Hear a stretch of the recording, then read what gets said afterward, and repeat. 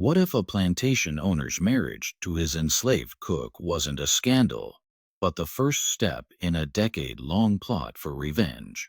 He murdered his two partners in a warehouse and stole their fortune. But what deadly secret did the dying man's final whisper, "My son knows everything," unleash 11 years later? What drove a respected Louisiana planter to legally marry a woman he owned? And why were 13 mysterious deaths recorded in the months that followed? They say revenge is a dish best served cold.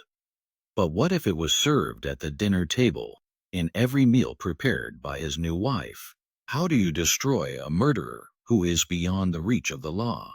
You don't kill him. You marry him to the one person who hates him most, and you let the poison do the work. What chilling conspiracy was so terrible that authorities buried the investigation? And how was a simple marriage certificate the key to unlocking it? He thought his biggest problem was financial ruin. But what was the real purpose of the high-stakes poker game that left him bankrupt and desperate? What was the true, blood-soaked connection between the forced marriage, the 13 mysterious deaths, and the vengeful sons of the men he betrayed? Let's start the story. This marriage license still sits today within the Louisiana State Archives, its paper now faded and fragile, clearly displaying the names of Jeremiah Aldrich and Celeste, who is recorded merely as property just below his own signature. The truly unsettling aspect of this document isn't only the horrifying reality of a union between a plantation owner and a woman he enslaved as his cook, but the series of 13 unexplained fatalities that occurred in the months following their wedding in March of 1854. Surviving local newspapers from that period, meticulously kept within private archives, suggest a plot so complex and brutal that the local government ultimately suppressed the inquiry to shield some of Louisiana's most influential families. The real story of this coerced marriage exposes a network of treachery, retribution, and calculated brutality that managed to appall even the violence-desensitized society of the pre-Civil War South. Before we go further into the account of Jeremiah Aldrich and the damned destiny that met him at Willowbrook Plantation, please subscribe to our channel and tell us in the comments which state you're joining us from.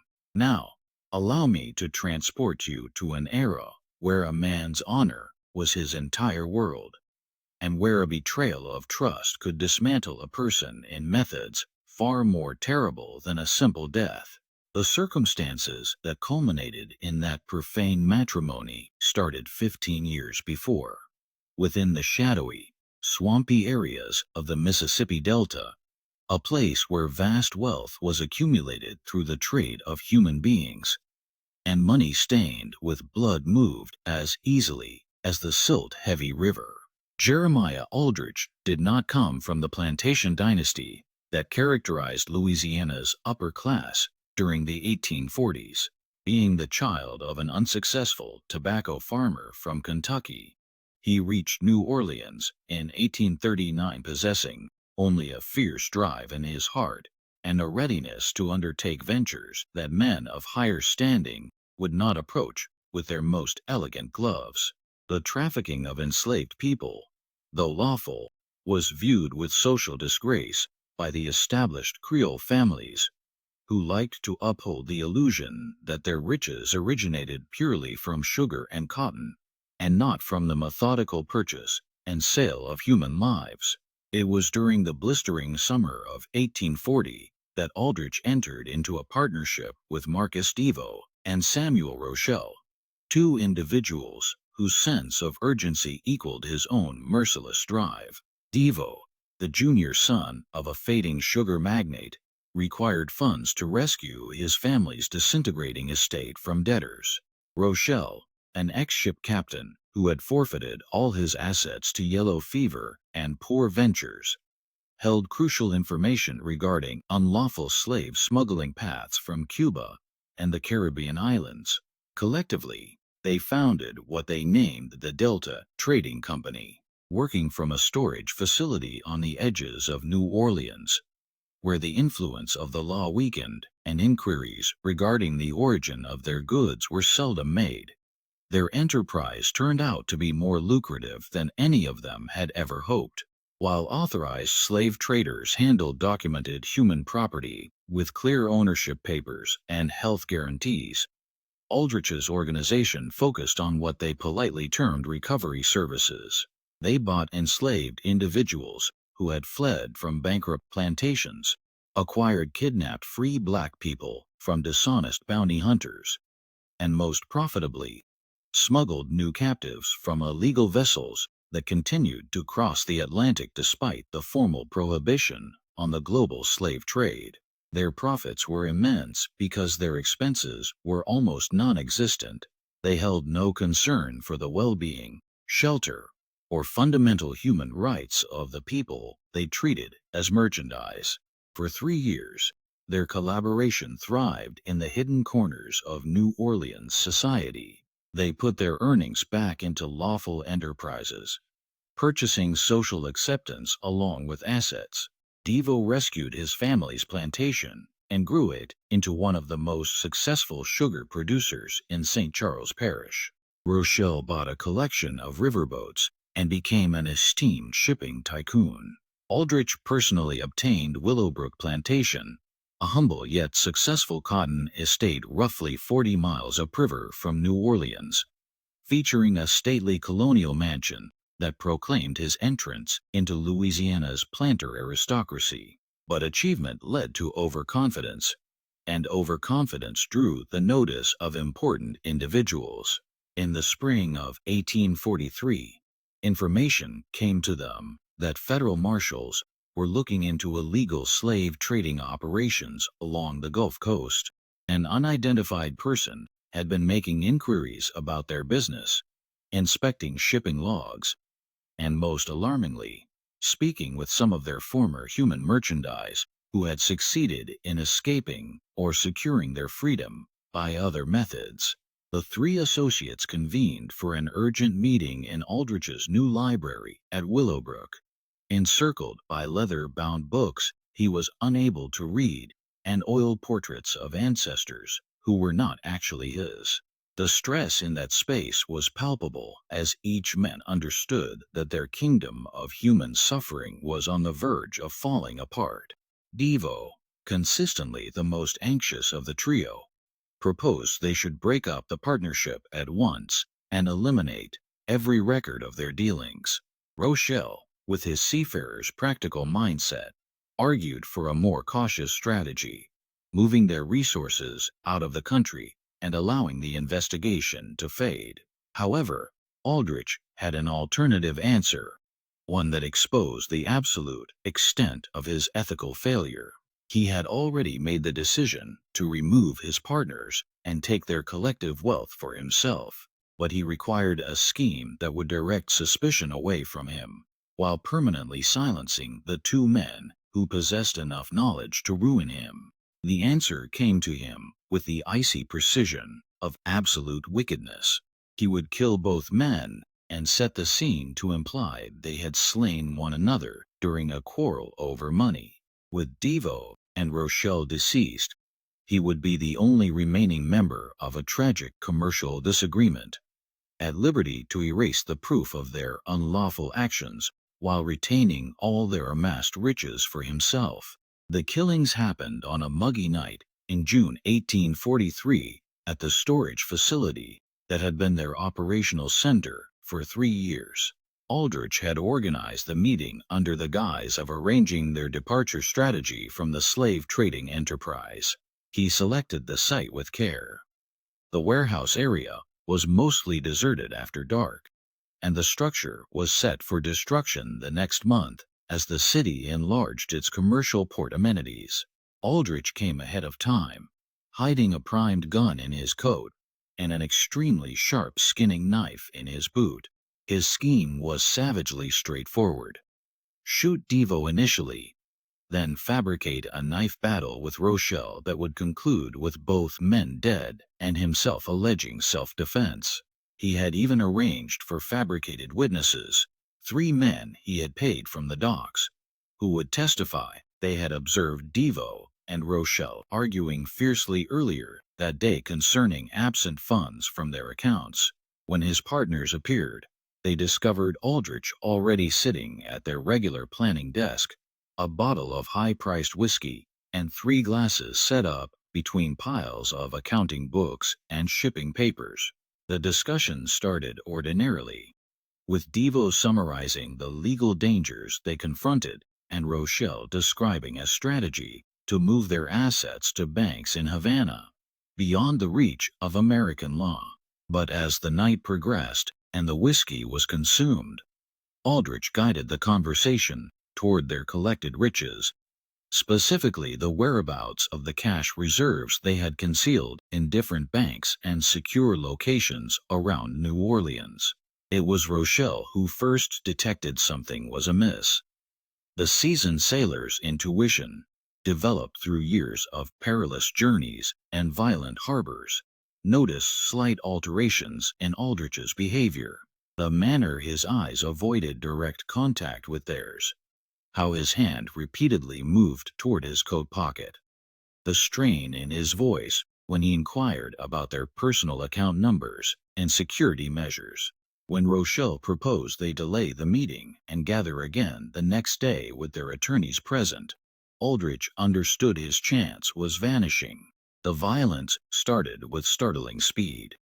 Aldrich pulled his pistol and fired right into Devo's chest before the younger man could respond.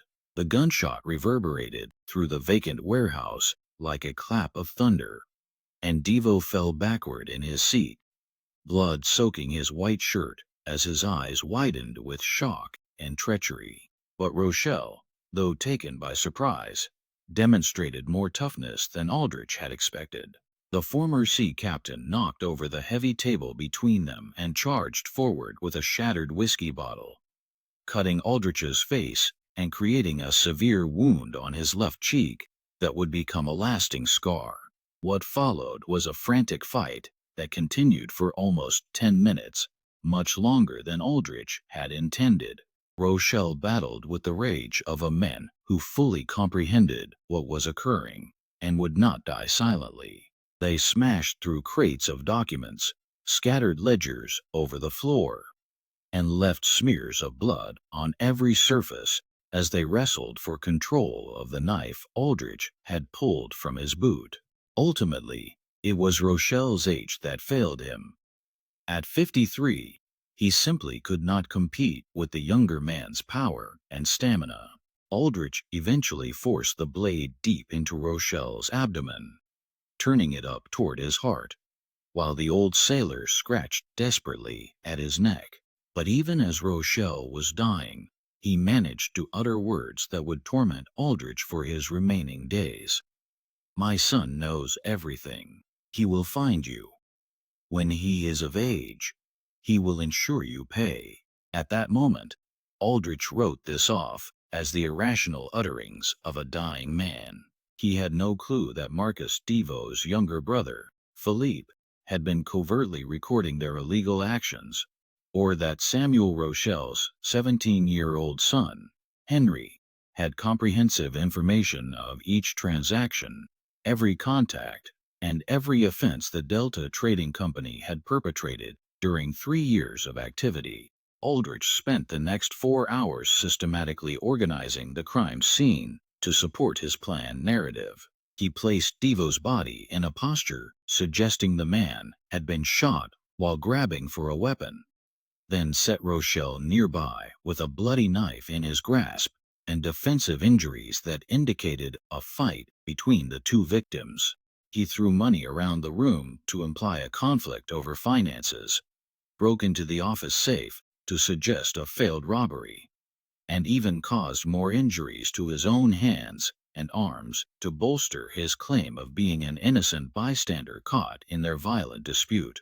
The paid witnesses acted exactly as instructed, telling the police they had seen Devo and Rochelle arguing earlier that evening about missing partnership money. A corrupt dockworker stated he had heard yelling from the warehouse around the time of the murders, followed by gunfire and the noise of a violent fight. Most critically, Aldrich had created a believable reason for his own presence at the location. He claimed he had arrived to settle the argument between his partners, only to walk into a lethal confrontation that forced him to fight for his life. The New Orleans police, overburdened with more urgent crimes and wanting to conclude a case involving three fairly reputable businessmen, accepted Aldrich's story with very little examination. The official report determined that Devo and Rochelle had killed each other in a commercial disagreement, with Aldrich narrowly avoiding the same end. Within a week, the warehouse was torn down as scheduled, eliminating any leftover physical proof of the partnership's illegal endeavors. With his partners dead and their assets suddenly available for the taking, Aldrich acted swiftly to combine his newly acquired wealth. He introduced himself as the surviving member of a legitimate shipping firm, presenting meticulously falsified documents that indicated Devo and Rochelle had agreed to transfer their shares to him if they died. Banks that had been wary of three unknown men conducting large cash transactions readily accepted the word of a single plantation owner with a documented history of successful cotton production. Over the subsequent months, Aldrich methodically emptied every account, safety deposit box, and hidden cash that had belonged to his murdered partners. He calculated the total value at nearly $40,000, a sum that would equal over $1 million in modern currency. More significantly, he had eliminated the only two individuals who could connect him to the Delta Trading Company's illegal operations, allowing him to remake himself as a respected member of Louisiana society. But Aldrich had committed a fatal error. In his single-minded focus on immediate dangers and financial prospects, he had totally disregarded the families of the men he had killed. Specifically, he had failed to consider that both Marcus Devo and Samuel Rochelle had younger relatives who would soon discover the truth about their deaths, and who would dedicate the next 10 years to carefully, methodically, and patiently organizing a retaliation so elaborate and devastating that death would appear merciful compared to what they planned for him. Philippe Devo was 22 years old when his brother Marcus was killed, and unlike the older Devo men, who had always favored immediate satisfaction over long-term strategy, Philippe had a scheming intellect that made him far more dangerous than Aldrich could ever imagine. As Marcus's closest advisor and unofficial business manager, Philippe had kept thorough records of every Delta Trading Company transaction, including coded ledgers that recorded their illegal slave purchases, shipping documents from forbidden Caribbean routes, and most incriminating of all, letters with corrupt officials who had enabled their operations. More importantly, Philippe had never trusted Jeremiah Aldrich. Something about the Kentucky newcomer's eagerness to participate in the most brutal parts of their business had struck Philippe as extreme, even for men who traded in human lives. He had started looking into Aldrich's background months before the murders, finding inconsistencies in his stated history and financial anomalies that indicated much more complex motives than simple greed. When news of Marcus's death reached Philippe at the family's struggling plantation, his initial response was not grief, but cold, calculated fury. The official story was illogical to anyone who actually knew the three partners. Marcus, while desperate for money, was fundamentally cautious and would never have confronted Samuel Rochelle violently. Rochelle, despite his rough sailor's background, was a systematic businessman who settled disputes through discussion, not knife fights. But most revealing of all, Aldrich's account of the evening included details that Philippe knew were false, including references to money and accounts that had been relocated to different places weeks earlier. Within days of the funeral, Philippe started his own investigation into the warehouse murders. Using contacts from his brother's business network, he spoke with dock workers, reviewed shipping records, and even bribed police officers to examine the official evidence. What he found confirmed his deepest suspicions. The crime scene had been meticulously staged, the witnesses had been paid to lie, and several crucial pieces of evidence had been intentionally ignored or destroyed. Most importantly, he learned that Aldrich had started accessing his murdered partner's financial assets within hours of their deaths, indicating a level of preparation that contradicted his claim of being an innocent bystander. Meanwhile, Henry Rochelle was carrying out his own investigation from a completely different angle. At 24, Samuel's son had his father's maritime connections, but combined them with a formal education in law and business that made him uniquely suited to track the financial aspects of the murders. Henry had spent several years working in New Orleans banks and shipping companies, building relationships with clerks, managers, and officials who could provide information that Philippe's more direct approach might miss. Henry's investigation exposed the true scale of Aldrich's theft. By carefully reviewing bank records, shipping manifests, and property transfers, he documented how the murderer had systematically plundered every asset belonging to the Delta Trading Company partnership. Henry calculated that Aldrich had stolen over $60,000 in cash, property, and business investments, wealth that represented years of illegal but profitable operations built on the suffering of hundreds of enslaved human beings. But what made Henry truly dangerous was his comprehension of how Louisiana's financial and legal systems actually functioned. Unlike Philippe, who was concentrated on proving Aldrich's guilt through direct evidence, Henry realized that a more effective method would be to use Aldrich's own greed against him. Instead of seeking immediate justice through the corrupt court system, Henry began developing a plan to systematically dismantle Aldrich's financial foundation, making him vulnerable to the same kind of betrayal and violence he had inflicted on others. The two young men met for the first time in the fall of 1844, more than a year after their relatives' murders. The meeting occurred at a discreet restaurant in the French Quarter, where Philippe had arranged to share his evidence with Henry in hopes of coordinating their individual investigations. What neither man anticipated was how perfectly their different skills and resources would complement each other, or how completely their shared desire for justice would consume the next 10 years of their lives. By the spring of 1845, Philippe Deveau and Henry Rochelle had transformed their individual quests for justice into something far more sophisticated and dangerous. A carefully coordinated conspiracy designed to destroy Jeremiah Aldrich through the same methods he had used to murder their relatives: betrayal, financial manipulation, and ultimately violence disguised as legitimate business. But unlike Aldrich's impulsive brutality, their approach would be methodical, patient, and absolutely devastating in its thoroughness.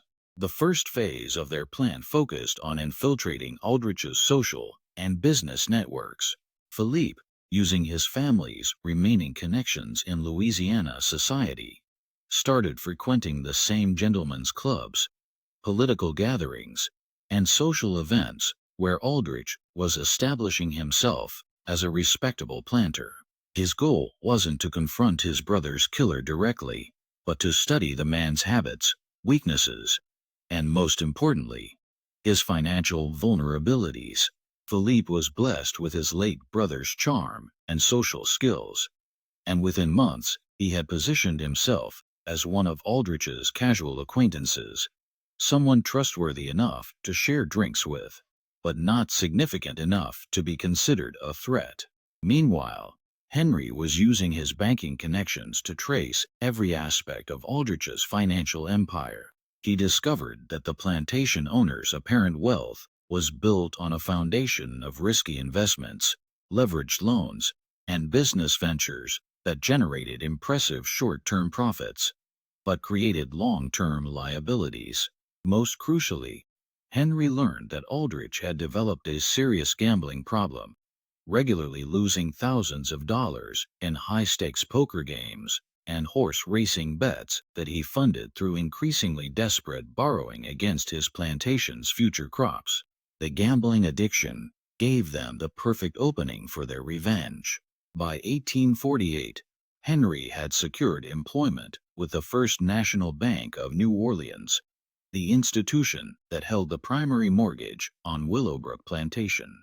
From this position, he was able to subtly manipulate Aldrich's credit arrangements, ensuring that loan renewals came with slightly higher interest rates, that payment schedules were structured to create cash flow problems during critical planting seasons, and that the plantation owner was gradually pushed toward the kind of financial desperation that made men vulnerable to manipulation.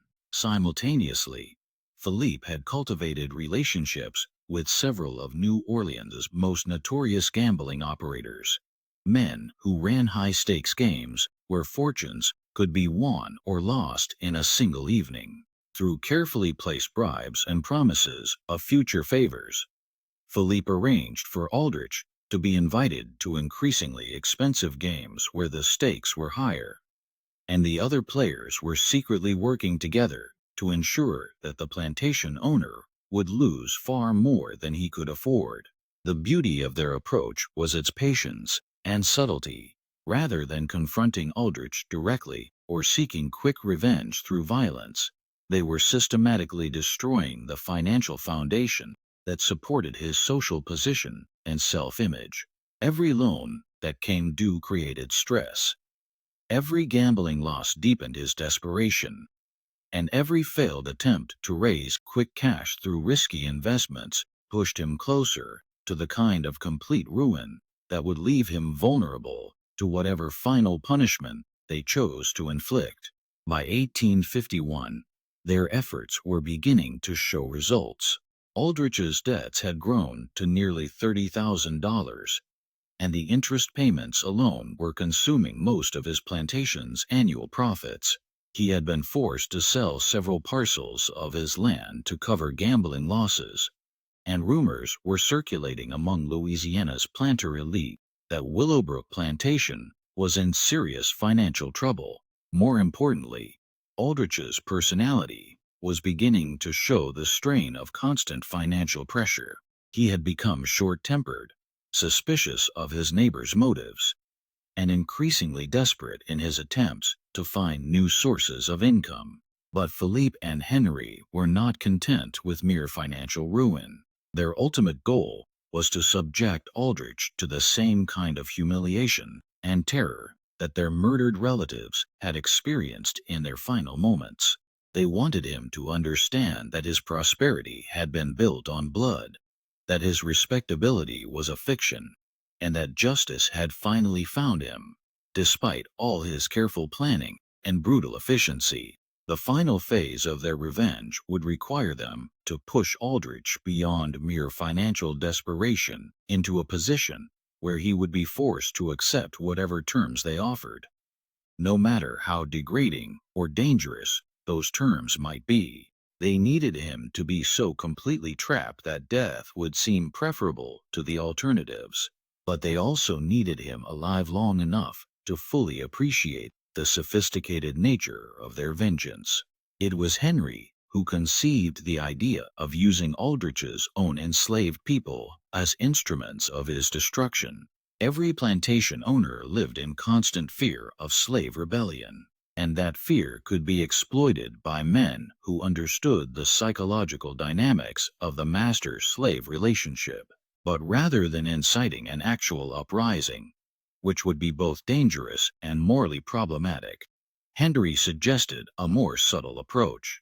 They would use Aldrich's marriage to one of his own enslaved people as the ultimate humiliation, a public degradation that would destroy his social standing while leaving him legally powerless to escape the consequences. The selection of Celeste as the instrument of Aldrich's final humiliation was not random. Philippe and Henry had spent months studying every person who lived and worked at Willowbrook Plantation, looking for someone whose forced marriage to their target would create the maximum possible social damage, while also providing them with a reliable means of controlling Aldrich's ultimate fate. Celeste met all their requirements perfectly, but for reasons that went far deeper than her physical appearance or social status. At 38 years old, Celeste was indeed a large woman, but her size was the least remarkable thing about her from Philippe and Henry's perspective. What made her invaluable to their plans was her intelligence, her complete loyalty to her own survival, and most importantly, her absolute hatred for Jeremiah Aldrich. Unlike many enslaved people who had learned to hide their true feelings behind masks of compliance, Celeste had never bothered to conceal her contempt for the man who owned her. She performed her duties as head cook efficiently and without complaint, but anyone who observed her carefully could see the cold fury that burned behind her eyes whenever Aldrich was present.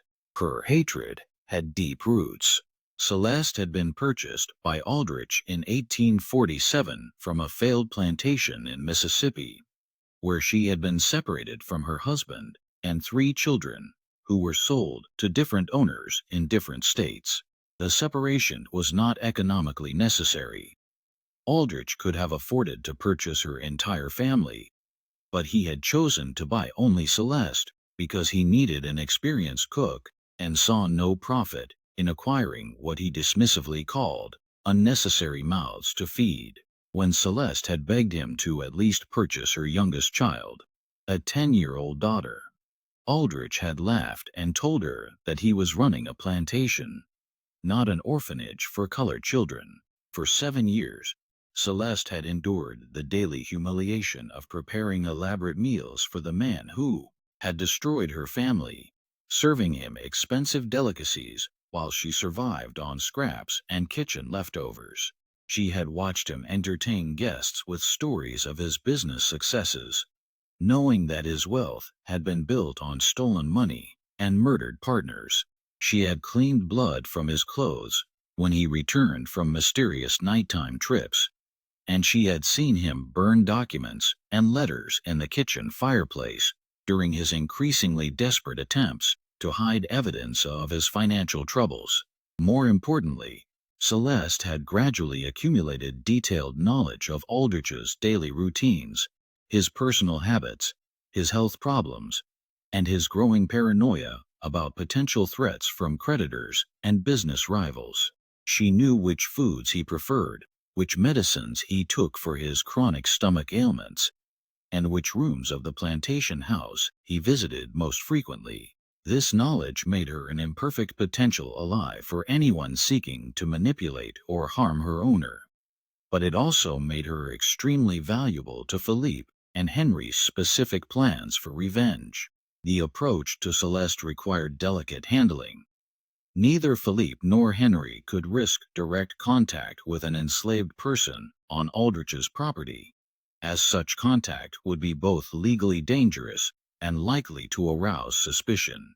Instead, they used intermediaries, free people of color who worked in New Orleans markets and had legitimate reasons for occasional visits to rural plantations. Unlike many enslaved people who had learned to hide their true feelings behind masks of compliance, Celeste had never bothered to conceal her contempt for the man who owned her. She performed her duties as head cook efficiently and without complaint, but anyone who observed her carefully could see the cold fury that burned behind her eyes whenever Aldrich was present. Her hatred had deep roots. Celeste had been purchased by Aldrich in 1847 from a failed plantation in Mississippi, where she had been separated from her husband and 3 children, who were sold to different owners in different states. The separation was not economically necessary. Aldrich could have afforded to purchase her entire family, but he had chosen to buy only Celeste because he needed an experienced cook and saw no profit in acquiring what he dismissively called unnecessary mouths to feed. When Celeste had begged him to at least purchase her youngest child, a 10-year-old daughter, Aldrich had left and told her that he was running a plantation, not an orphanage for colored children. For 7 years, Celeste had endured the daily humiliation of preparing elaborate meals for the man who had destroyed her family, serving him expensive delicacies while she survived on scraps and kitchen leftovers. She had watched him entertain guests with stories of his business successes, knowing that his wealth had been built on stolen money and murdered partners. She had cleaned blood from his clothes when he returned from mysterious nighttime trips, and she had seen him burn documents and letters in the kitchen fireplace during his increasingly desperate attempts to hide evidence of his financial troubles. More importantly, Celeste had gradually accumulated detailed knowledge of Aldrich's daily routines, his personal habits, his health problems, and his growing paranoia about potential threats from creditors and business rivals. She knew which foods he preferred, which medicines he took for his chronic stomach ailments, and which rooms of the plantation house he visited most frequently. This knowledge made her an imperfect potential ally for anyone seeking to manipulate or harm her owner. But it also made her extremely valuable to Philippe and Henry's specific plans for revenge. The approach to Celeste required delicate handling. Neither Philippe nor Henry could risk direct contact with an enslaved person on Aldrich's property, as such contact would be both legally dangerous and likely to arouse suspicion. Instead, they used intermediaries, free people of color, who worked in New Orleans markets and had legitimate reasons for occasional visits to rural plantations. Through these contacts, they gradually established communication with Celeste, initially offering small amounts of money in exchange for information about Aldrich's activities and habits. What they discovered exceeded their expectations. Celeste not only possessed detailed knowledge of her owner's vulnerabilities, but she had been conducting her own subtle campaign of psychological warfare against him for years. She had been deliberately oversalting his food to aggravate his stomach problems, accidentally breaking his favorite dishes and personal items, and spreading rumors among the other enslaved people about his financial troubles and potential plans to sell them to cover his debts. Her actions had been careful and deniable, designed to create stress and paranoia without providing clear evidence of deliberate sabotage. When Philippe and Henry finally revealed their true identities and their plans for Aldrich's destruction, Celeste's response was immediate and unequivocal. She would do whatever was necessary to help them destroy the man who had murdered their relatives and ruined her own life. The only condition she demanded was that her cooperation be rewarded with freedom and safe passage to Canada, where she hoped to eventually locate her surviving children. Philippe and Henry agreed immediately, recognizing that they had found not just a tool for their revenge, but a partner whose personal motivations aligned perfectly with their own quest for justice. The final details of their plan took shape over several months of careful coordination. Aldrich would be pushed into complete financial ruin through a series of manipulated gambling losses and called loans, leaving him vulnerable to an offer he could not refuse: marry Celeste in a legal ceremony or face immediate death at the hands of his creditors. The marriage would destroy his social standing and provide Philippe and Henry with legal access to his property through their control of his wife. Most importantly, it would place Celeste in a position where she could gradually poison Aldrich over several months, causing him to suffer the same slow, agonizing death that their murdered relatives had experienced. But the plan required one more crucial element: timing. They needed to ensure that Aldrich's financial collapse coincided with a period when he would be isolated from potential allies and unable to seek help from law enforcement. or political connections. The opportunity came in early 1854 when Henry learned that Aldrich was planning to attend a high-stakes gambling tournament in New Orleans, hoping to win enough money to save his plantation from foreclosure. It would be the perfect moment to spring their trap, when Aldrich would be desperate enough to accept any terms that offered hope of survival, no matter how degrading those terms might prove to be. The gambling den where Jeremiah Aldrich would meet his fate was located in a converted warehouse near the New Orleans waterfront, a place where the city's most desperate and dangerous men gathered to risk everything on the turn of a card or the roll of dice. The February evening in 1854, when Aldrich arrived, was particularly humid and oppressive, with fog rolling off the Mississippi River to shroud the streets in a gray mist that seemed to muffle sound and blur the boundaries between reality and nightmare. Aldrich entered the den carrying a leather satchel containing $8,000, nearly every liquid asset he could scrape together through the sale of slaves, equipment, and personal property from Willowbrook Plantation. It represented his last desperate attempt to win enough money to satisfy his creditors and save his plantation from foreclosure.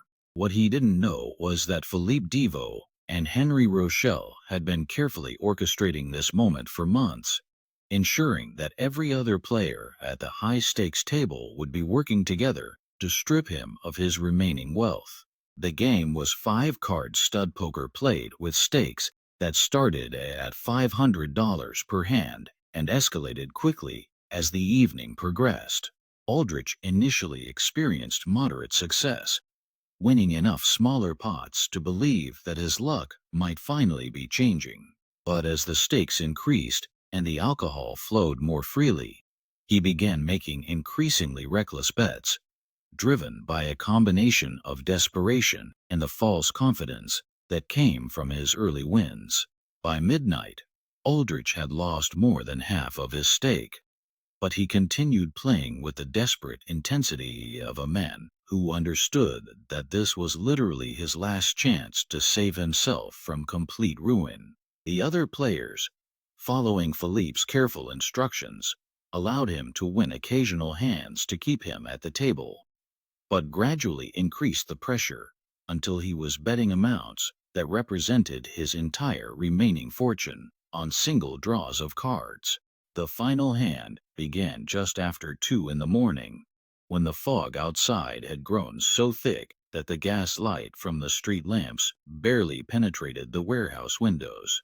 Aldrich was dealt what appeared to be a strong hand, a pair of kings showing with the possibility of a full house if the hidden cards fell correctly. Confident that this was his moment to recover his losses and perhaps even win enough to solve his financial problems permanently, he pushed his remaining $3,000 into the center of the table. But the other players had been dealt even stronger hands, and more importantly, they had been coordinating their bets to ensure that the final pot would be large enough to completely bankrupt Aldrich while leaving him with debts far exceeding anything he could possibly repay. When the cards were finally revealed, Aldrich's pair of kings lost to a full house held by a man he didn't recognize, a cold-eyed stranger who collected the winnings with the methodical efficiency of someone who had been certain of the outcome from the beginning. As the reality of his complete financial destruction began to sink in, Aldrich sat frozen at the empty table, staring at the felt surface where his last hope had just evaporated. The other players had already departed, but the stranger, who had won the final hand, remained seated across from him, studying Aldrich with the intensity of a scientist examining an interesting specimen. After several minutes of oppressive silence, the stranger finally spoke, his voice carrying a slight French accent that seemed familiar, but which Aldrich couldn't immediately place. "Mr. Aldrich," the man said, "I believe we need to discuss your outstanding obligations. You see, the gentlemen who just departed are not merely gamblers. They represent certain business interests that have been very patient with your financial difficulties. But patience, like luck, eventually runs out. It was at this moment that Philippe Devo stepped out of the shadows near the warehouse entrance, his face illuminated by the flickering gaslight in a way that made his resemblance to his murdered brother unmistakably clear. Aldrich's blood turned to ice as he recognized the features he had seen twisted in pain and shock 11 years earlier, when Marcus Devo had died with a bullet in his chest and betrayal in his eyes. "You look like you've seen a ghost, Jeremiah," Philippe said, moving closer to the table with predatory grace. "Perhaps because you have. My name is Philippe Devo, and I believe you knew my older brother Marcus quite well. In fact, you were the last person to see him alive, weren't you?" The warehouse suddenly felt impossibly cold despite the humid Louisiana air outside. Aldrich's hands began to shake as the full scope of his situation became clear. This had never been a random gambling tournament or a chance to save his plantation. It had been an elaborate trap planned and executed with a kind of methodical precision that spoke of years of patient preparation and unlimited hatred. Henry Rochelle emerged from another corner of the warehouse, completing the triangle of accusers that surrounded Aldrich at the poker table. "My father Samuel always said you were clever, Mr. Aldrich. Clever enough to murder 2 men and steal their life's work, but apparently not clever enough to realize that dead men sometimes leave behind sons who remember their father's stories and never forget their father's killers." The warehouse fell silent except for the distant sound of ship horns echoing across the fog-shrouded river. Aldrich sat paralyzed between his accusers, his mind racing through possible escapes and finding none. He was alone in an isolated building with 2 men who had spent over a decade planning his destruction, and his complete financial ruin meant that no one would be looking for him if he simply disappeared into the Mississippi Delta. Philippe moved to the chair directly across from Aldrich, settling himself with deliberate care before speaking again. "We know everything, Jeremiah. We know about the Delta Trading Company and your illegal slave trading operations. We know about the warehouse where you murdered our fathers in cold blood. We know about the forged documents and the bribed witnesses and the systematic theft of everything they had worked to build. Most importantly, we know that you've been living on blood money for 11 years, building your respectable plantation lifestyle on the foundation of their corpses." Henry approached from the other side, producing a leather folder filled with documents that he spread across the poker table like evidence in a courtroom. "These are copies of every financial transaction you've made since 1843, Mr. Aldrich. Bank records showing how you looted our father's accounts. Property transfers demonstrating how you acquired assets that rightfully belonged to their estates. Even correspondence with some of the corrupt officials who helped you cover your tracks. Officials who have since become far more concerned with their own survival than with protecting yours." The evidence was overwhelming and undeniably authentic.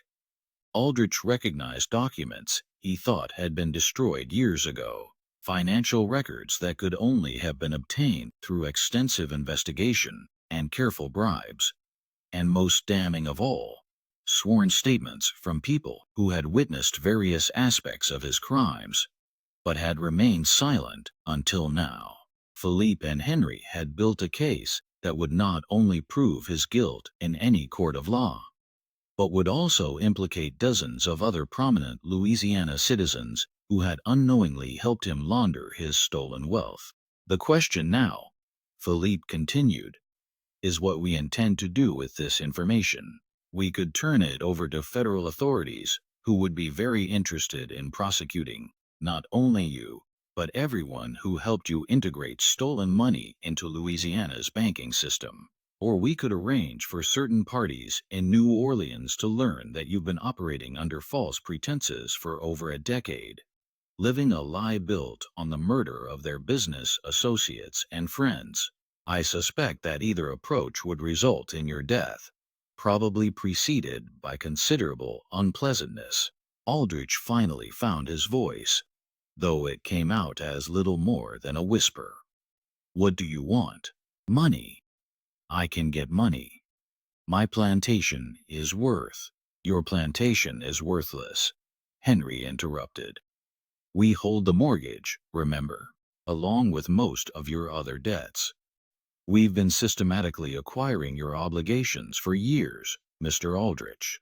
Every loan you've taken, every gambling debt you've accumulated, every financial arrangement that's kept you afloat, it all belongs to us now. You have nothing left to bargain with except your life. And frankly, we are not particularly interested in preserving that either. The warehouse seemed to grow colder as the implications of their words sank in. Aldrich was not just bankrupt. He was completely at their mercy, dependent on their whims for his continued existence. Everything he had built, every comfort he had enjoyed, every aspect of the respectable life he had constructed had been systematically stripped away by the sons of the men he had murdered. But as terrifying as his situation was, some part of his mind still refused to accept that death was inevitable. There is, however, one alternative, Philippe said, his voice taking on a tone of mock consideration. One way you might be permitted to continue breathing at least for a while longer. It would require a certain sacrifice of dignity on your part, a public acknowledgement of your true nature, and a demonstration of your complete submission to our authority. Henry smiled with the cold satisfaction of a man who was about to reveal the culmination of years of careful planning. You're going to marry one of your slaves, Jeremiah. Publicly, legally, and permanently. You're going to stand before God and Louisiana society and take your cook, Celeste, as your lawful wedded wife. You're going to live as her husband, sleep in the same bed, and present yourself to your neighbors as a man who chose to marry his own property. The suggestion was so grotesque, so completely beyond the boundaries of acceptable behavior in antebellum Louisiana society, that Aldrich initially couldn't process what he was hearing. Marriage between a white plantation owner and an enslaved person wasn't just socially unacceptable, it was legal suicide, social annihilation, and personal humiliation on a scale that would make death seem merciful by comparison. You're insane, Aldrich whispered. No one would ever. It's impossible. No preacher would perform such a ceremony. No court would recognize. Actually, we've already made the necessary arrangements, Philippe replied smoothly. There's a minister in Natchitoches Parish who's quite heavily in debt to certain gambling establishments. He's agreed to perform a completely legal ceremony, properly witnessed and documented. As for the courts, well, Louisiana law is quite clear that marriage contracts, once properly executed, are binding regardless of the circumstances under which they were created. You would be legally married to Celeste with all the rights and obligations that entails. Henry leaned forward across the table, his eyes glittering with malicious satisfaction. The beauty of this arrangement, Mr. Aldrich, is that it gives you a choice. You can refuse our generous offer and face immediate consequences for your crimes. Consequences that would involve considerably more physical pain than you might imagine.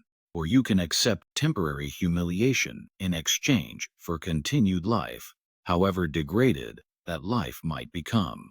The warehouse fell silent again as Aldrich wrestled with the impossible decision. Death would be final, but at least it would preserve some vestige of his reputation. His neighbors might remember him as a man who had gambling problems and business failures, but they wouldn't know the truth about his murders or his crimes. Marriage to Celeste, on the other hand, would destroy every aspect of his social identity while leaving him alive to endure years of public humiliation and private torment. "How long?" he finally asked. "If I agreed to this arrangement, how long would it last?" Philippe and Henry exchanged a look that spoke of shared understanding and mutual satisfaction. "For the rest of your natural life, Mr. Aldrich. Marriage is a sacred bond, after all. Though, given your age and apparent health problems, we suspect that your natural life might not extend quite as long as you might hope." The implication was clear and chilling. They weren't offering him a temporary humiliation followed by eventual freedom. They were offering him a slow death disguised as marriage, a prolonged torture that would destroy his spirit before finally claiming his body. But the alternative, immediate execution in a fog-shrouded warehouse with his body dumped into the Mississippi River, seemed even worse than whatever they had planned for him. Just when we thought we'd seen it all, the horror in this Louisiana warehouse intensifies. If this story is giving you chills, share this video with a friend who loves dark mysteries. Hit that like button to support our content. And don't forget to subscribe to never miss stories like this. Let's discover together what happens next. After what felt like hours, but was probably only minutes, Aldrich raised his head and looked directly at his tormentors. "If I agree to this marriage, what guarantee do I have that you won't simply kill me anyway?" "None whatsoever," Henry replied with brutal honesty. "But you do have our word that your death when it comes will be considerably more pleasant than what we had originally planned. Think of the marriage as an opportunity to demonstrate good behavior. Compliance will be rewarded with kindness. Resistance will be punished with creativity." Philippe produced a document from his coat pocket and placed it on the table beside the evidence of Aldrich's crimes. "This is a marriage contract properly prepared and ready for your signature. The ceremony is scheduled for tomorrow evening at Willowbrook Plantation, where all your neighbors and business associates will be invited to witness your voluntary union with Celeste. They've been told that you've experienced a religious conversion and wish to demonstrate your commitment to Christian charity by elevating one of your slaves to the status of wife. The final humiliation was the requirement that he present the marriage as his own choice, a voluntary act of Christian benevolence rather than the forced degradation it actually represented. His neighbors would think him eccentric, possibly insane, but they would also believe that he had chosen this path of his own free will. No one would suspect that he was being coerced by the vengeful sons of murdered partners, because no one else knew that Marcus Devo and Samuel Rochelle had ever existed. Aldrich reached for the marriage contract with hands that shook so violently he could barely hold the document steady. The terms were simple and absolute.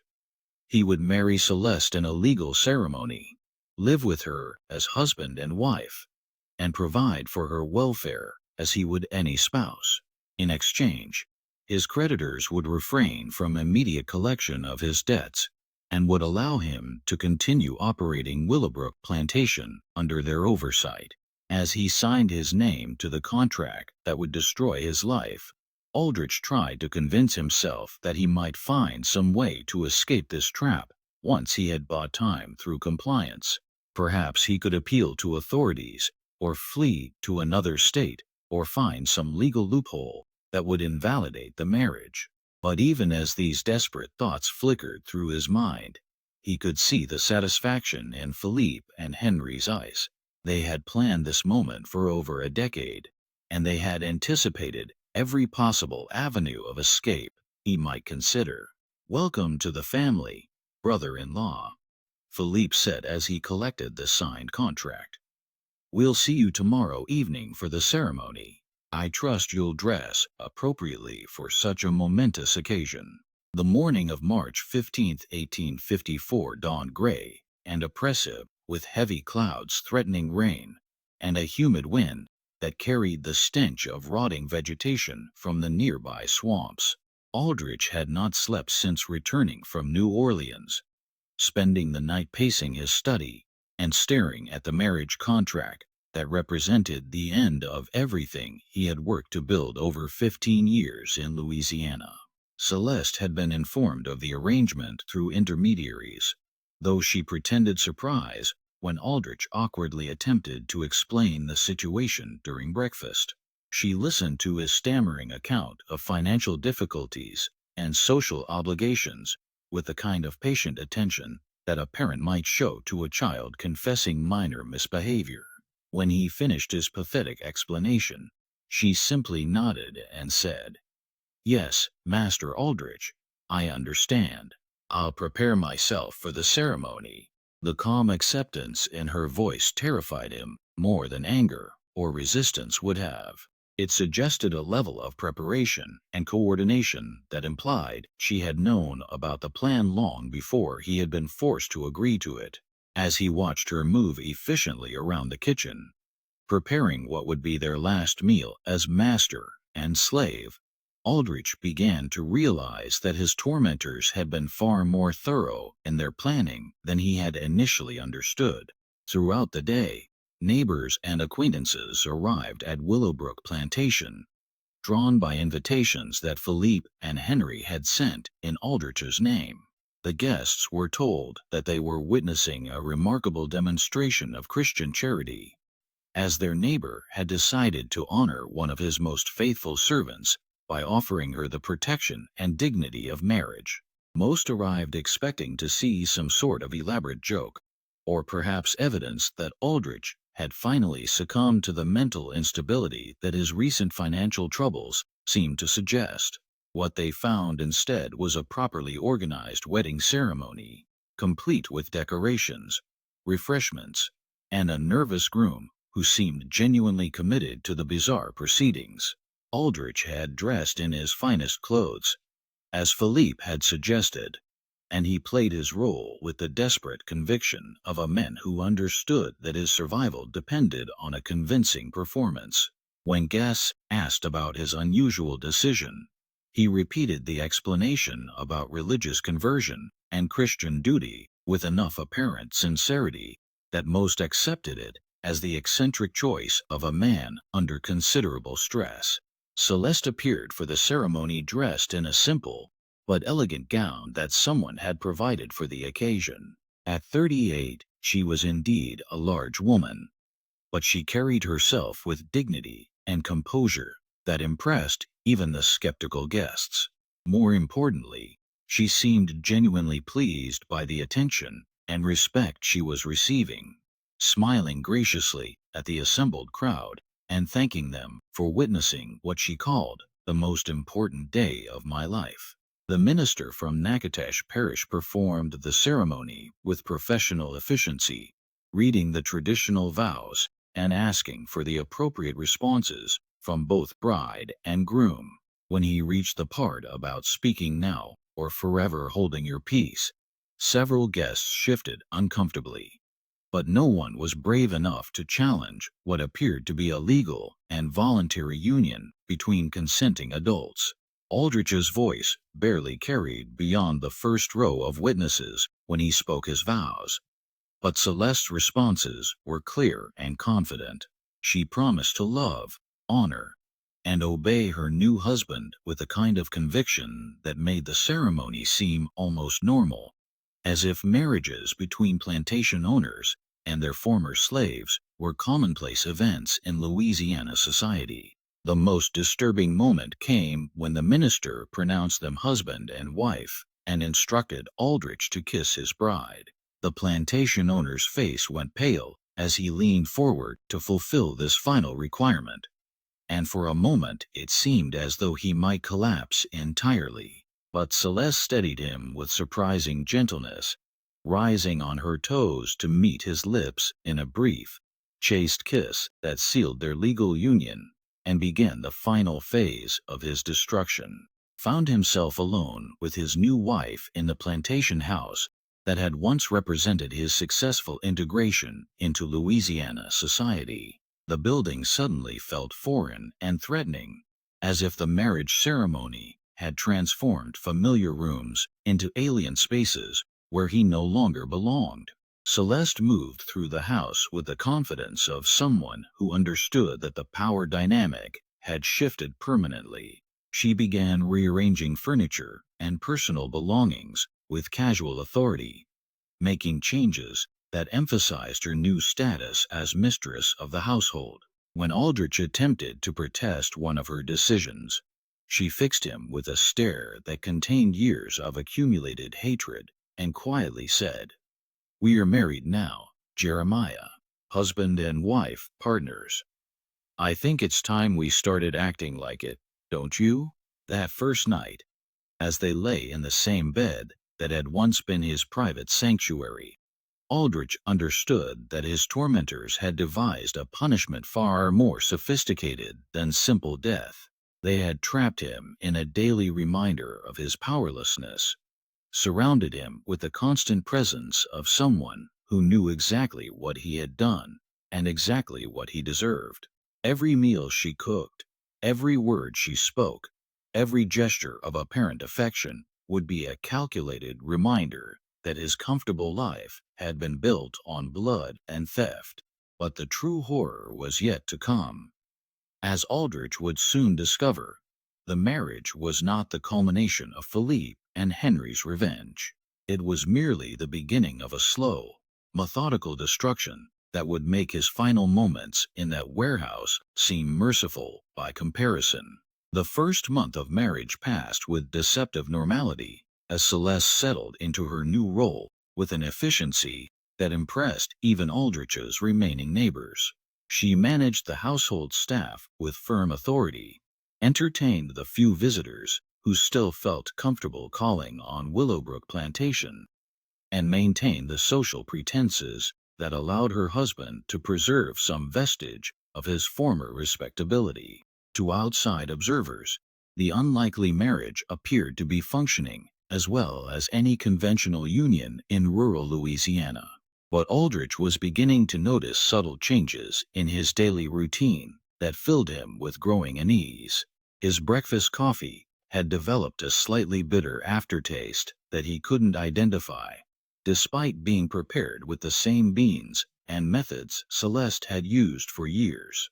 His evening meals, while expertly prepared and beautifully presented, left him feeling vaguely nauseated and unusually tired.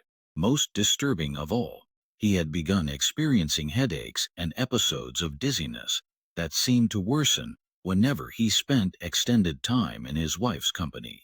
Initially, he attributed these symptoms to stress and the emotional toll of his degraded circumstances. The humiliation of his forced marriage combined with his awareness of his complete dependence on Philippe and Henry's continued mercy was certainly enough to cause physical problems. But as the weeks passed and his condition gradually worsened, Aldrich began to suspect that his symptoms might have a more deliberate cause. His suspicions were confirmed during a conversation with Dr. Hamilton Warren, Willowbrook's longtime physician, who had come to examine Aldrich after he collapsed during a business meeting with potential cotton buyers. Dr. Warren's preliminary examination revealed symptoms consistent with chronic poisoning, specifically the gradual accumulation of toxic substances that were slowly destroying his digestive system and nervous functions. "Your condition is quite serious, Mr. Aldrich," Dr. Warren explained as he packed his medical instruments. "The symptoms suggest prolonged exposure to arsenic or a similar metallic poison. Such poisoning typically occurs over several months, with the victim experiencing increasing weakness, digestive problems, and neurological deterioration. Without immediate treatment and removal from the source of contamination, the condition is invariably fatal." The diagnosis confirmed Aldrich's worst fears about his wife's true intentions. Celeste was systematically murdering him with the same patient methodology that Philippe and Henry had used to destroy his finances and social standing. She was administering poison in carefully measured doses, probably mixed into his food or drink, creating a slow death that would appear natural to anyone who wasn't specifically looking for signs of deliberate harm. But confronting Celeste directly would be both dangerous and pointless. She was protected by her legal status as his wife, her apparent innocence of any wrongdoing, and most importantly, her connections to the two men who controlled every aspect of his continued existence. If he accused her of poisoning him, she could simply deny the charges, while Philippe and Henry arranged for more immediate and violent consequences for his paranoid accusations against their chosen instrument of justice. Instead, Aldrich began taking elaborate precautions to protect himself from further poisoning. He started preparing his own meals in secret using ingredients he personally selected and cooking utensils that he kept hidden in his study. He avoided drinking anything that Celeste had prepared, relying instead on water from a well that only he could access. Most importantly, he began sleeping in a locked guest room rather than sharing the marital bed, where his wife might have opportunities to administer poison while he was unconscious. These defensive measures provided temporary relief from his symptoms, but they also created new problems that threatened to expose his growing paranoia to outside observers. Neighbors who visited Willowbrook Plantation began commenting on his gaunt appearance, his nervous behavior, and his obvious reluctance to eat or drink anything in his wife's presence.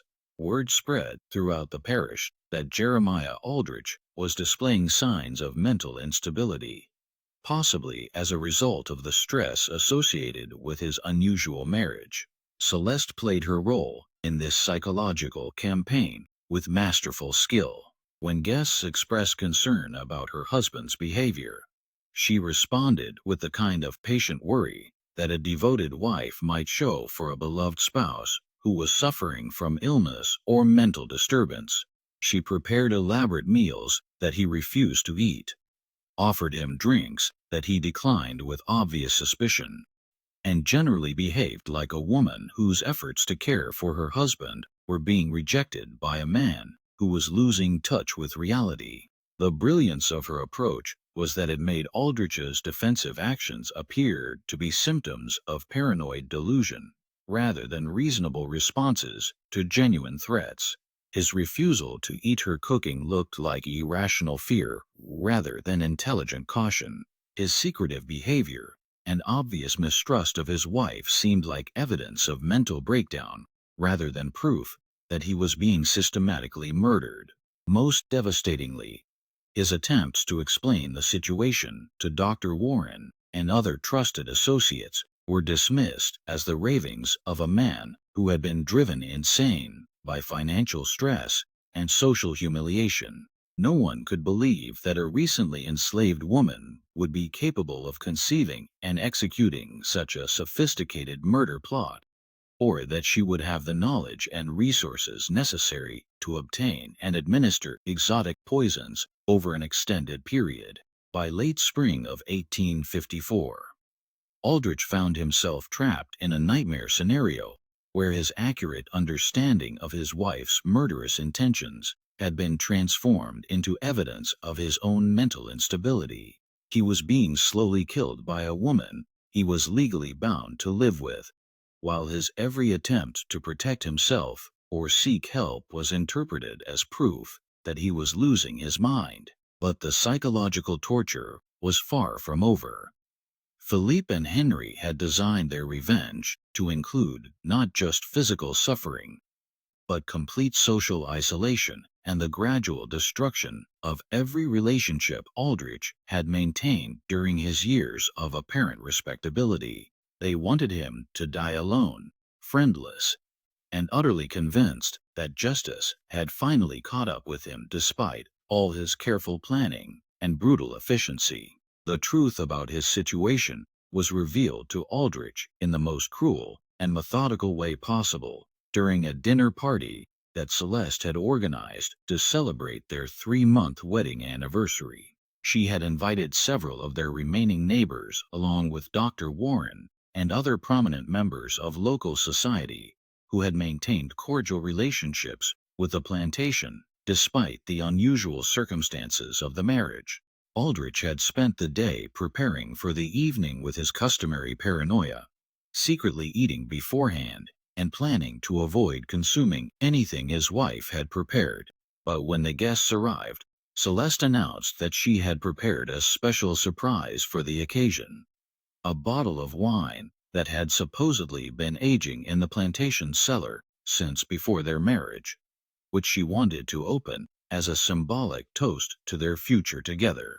The wine was presented with great ceremony, opened in front of all the guests to demonstrate that it hadn't been tampered with, and poured into glasses that had been cleaned and prepared in full view of everyone present. When Celeste proposed a toast to their marriage and their hopes for many more years together, Aldrich found himself unable to refuse without appearing completely insane to his assembled neighbors.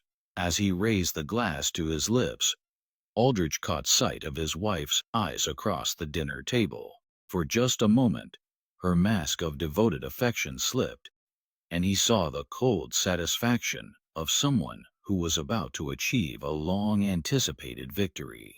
But by then, it was too late to avoid drinking the wine, and he could only hope that whatever poison she had used would work quickly enough to spare him prolonged suffering. The effects began within minutes of consuming the wine. Aldrich experienced severe stomach cramps, followed by difficulty breathing and a sensation of burning in his throat and chest. As he collapsed at the dinner table, gasping for air and clutching his stomach, the assembled guests assumed they were witnessing the final breakdown of a man who had been slowly losing his mind for months. Dr. Warren immediately began examining Aldrich, but his efforts were hampered by what appeared to be hysterical interference from Celeste. She threw herself across her husband's body, sobbing and begging the doctor to save him, while simultaneously making it impossible for Warren to provide effective medical treatment. Her performance was so convincing that the other guests spent their time comforting her rather than helping with the medical emergency. But as Aldrich lay dying on his own dining room floor, Celeste leaned close to his ear and whispered words that revealed the true scope of the conspiracy that had destroyed his life. Marcus Devo was my cousin, Jeremiah. Samuel Rochelle was my uncle by marriage.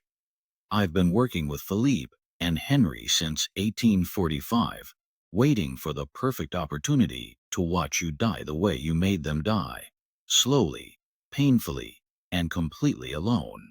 The revelation that his wife was not merely a tool of his enemies, but an active participant in their family conspiracy, added a final layer of horror to Aldrich's death. He had been living for months with a woman whose hatred was personal and immediate, not just hired or coerced. Every meal she had cooked, every conversation they had shared, every moment of apparent domestic tranquility had been part of an elaborate performance designed to maximize his suffering while minimizing suspicion about the true cause of his decline. As his vision darkened and his breathing became increasingly labored, Aldrich could hear Celeste continuing her performance for the benefit of their guests. She was begging Dr. Warren to try harder, pleading with God to spare her beloved husband, and generally behaving like a woman whose world was collapsing around the loss of the man she loved. The other guests were offering comfort and support, completely convinced that they were witnessing a tragic accident rather than the culmination of an 11-year quest for revenge. Jeremiah Aldrich died at 9:47 p.m. on June 18, 1854, surrounded by neighbors who believed he had suffered a stroke or heart attack brought on by months of mental instability and declining health. Dr. Warren's official cause of death was listed as natural causes associated with prolonged nervous exhaustion, a diagnosis that satisfied everyone except Philippe Devo and Henry Rochelle, who knew exactly what had killed him and why. The funeral was well attended, with Celeste playing the role of grieving widow with such conviction that several prominent ladies from neighboring plantations offered to help her manage Willowbrook Plantation during her period of mourning. No one suspected that the tearful woman at the graveside was actually celebrating the successful completion of the most elaborate murder plot in Louisiana history. But the story didn't end with Aldrich's death. Philippe and Henry had planned for every contingency, including the disposition of his property and the fate of his widow. As Aldrich's legal heir, Celeste inherited Willowbrook Plantation, along with all its debts and obligations. Debts that, as they quickly reminded her, were now owed to them as representatives of various financial institutions. Within a month of the funeral, Celeste had signed documents transferring ownership of the plantation to Philippe and Henry in exchange for forgiveness of the outstanding debts. She then disappeared from Louisiana entirely, presumably heading north with enough money to start a new life as a free woman in a place where no one knew her history as either a slave or a murderess. The official records of Jeremiah Aldrich's death and the subsequent transfer of Willowbrook Plantation raised no suspicions among Louisiana authorities, who were dealing with far more pressing concerns as the nation moved inexorably towards civil war. The story of the plantation owner who had married his slave and then died of natural causes became a minor footnote in local history, occasionally mentioned as an example of the eccentric behavior that financial stress could produce in otherwise respectable men. But among certain families in New Orleans and the surrounding parishes, a different version of the story circulated quietly for generations. This version spoke of a conspiracy so elaborate and patient that it had taken 11 years to reach completion, of a justice so perfectly calibrated that the punishment had matched the crime in both duration and suffering. Most importantly, it served as a warning about the dangers of betraying business partners, especially when those partners had relatives intelligent enough and ruthless enough to spend a decade planning the perfect revenge. Philippe Deveau and Henry Rochelle had achieved something remarkable in the context of antebellum Southern society. They had successfully prosecuted a murder case that no court would have touched, executed a death sentence that no judge would have imposed, and done it all through methods that left no evidence of their involvement.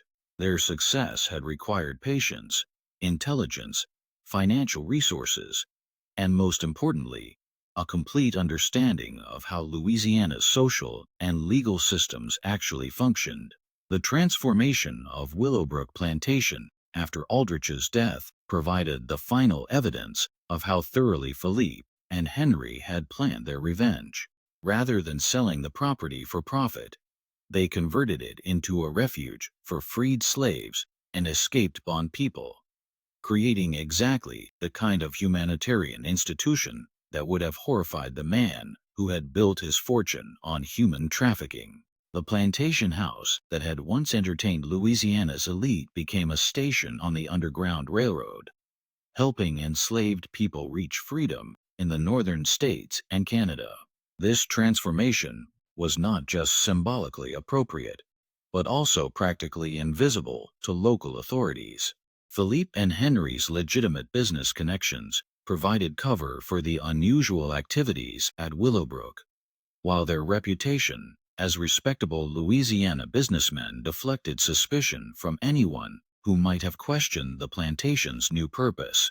They had used their enemy's own property to continue the fight against the institution that had made him wealthy, turning his legacy into a weapon against everything he had represented. But perhaps the most remarkable aspect of their revenge was how completely it had erased Jeremiah Aldrich from history.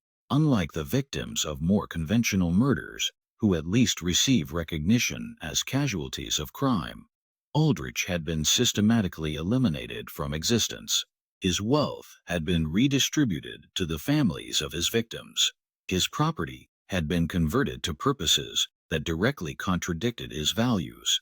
His reputation had been destroyed through his own actions rather than through posthumous revelation of his crimes.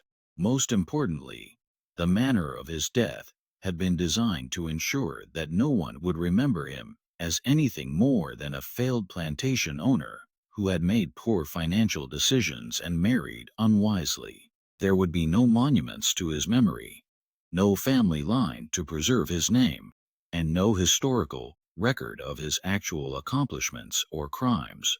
He had been deleted from Louisiana history as thoroughly as if he had never existed at all. This mystery shows us that justice sometimes operates outside the boundaries of legal institutions, particularly in societies where those institutions are designed to protect the powerful at the expense of the vulnerable. What do you think of this story? Do you believe everything was revealed? Leave your comment below. If you enjoyed this tale and want more horror stories like this, subscribe, hit the notification bell, and share with someone who loves mysteries. See you in the next video.